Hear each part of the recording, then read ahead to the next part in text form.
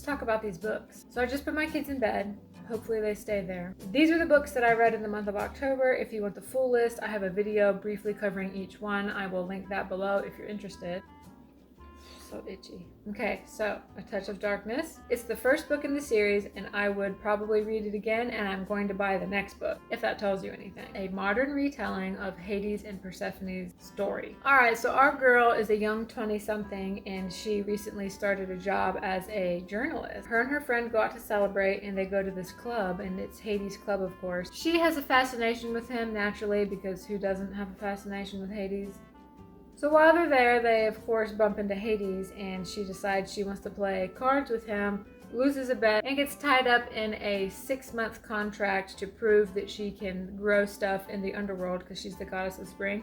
And if she can't, then she's going to stay with him forever. She's not exactly excited about that, or is she? So basically for the rest of the book, she's trying to write articles about Hades and get the scoop on him because the whole world is curious about him because he's very mysterious. Everybody thinks he's this big, bad, evil underworld guy. But as she starts to hang out with him, she sees that he's not a big, bad underworld guy. So when she starts to like him, and of course, her evil mother was like, talk to anybody but not Hades. She falls for Hades. So after that, they're having to do everything they do in secret because they don't want Persephone's crazy mother to find out. Her mother is like off her rocker. She basically wants Persephone to stay with her forever as a prisoner in like a little glass birdhouse box place. Why?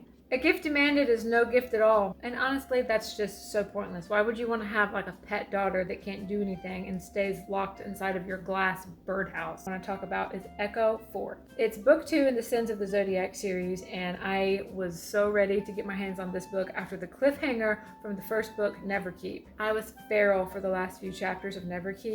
It was a really long book, but I was totally invested in the female main characters. I had to know what happened, and the second I shut the book for Neverkeep, I went and bought Echo Fort. We are following up on 2 female main characters.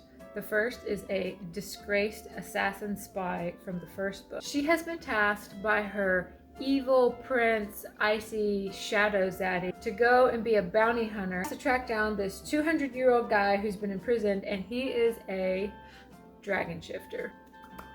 And of course, he's 7 feet tall and covered in tattoos and is witty and broody and ridiculously handsome. All of the things that you would expect. So anyways, our tiny pink-haired bitter bounty hunter has to work together with him behind enemy lines. And our other female main character, I had to find out what happened to her. Okay. At the end of the first book, she is soul tied to her mortal enemy, and it is just... That's a whole vibe right there. It's like a literal soul tie. Like he can control her whole physical body like a little puppet master. True enemies to lovers vibe. And what makes it even better is he's probably on the spectrum somewhere because he talks about how he doesn't understand emotions and how he has like these rehearsed responses that his surrogate adopted mother lady has taught him, and it just makes it that much more better. And he has a mini pet dragon that they share custody over. Oops. All that is happening under the umbrella story where there are these shiny, golden, shadowy Reaper people who are basically like pulling all the strings. However, what we're finding out, all of that might not be true. And our female main characters are kind of like putting the pieces together, and they're seeing that there's something very wrong here. So I'm ready to snuggle up and start on my next book. You guys let me know what you're reading. I'm always looking for a good addition to my sanity stack. My TBR list is thick. Y'all keep them coming. Just remember, books are cheaper than therapy and they don't ask for snacks. I need this. You need this. It's a way to recharge. Whenever I sit here and curl up and have my Christmas lights on, I'm recharging. I get into my world and I just...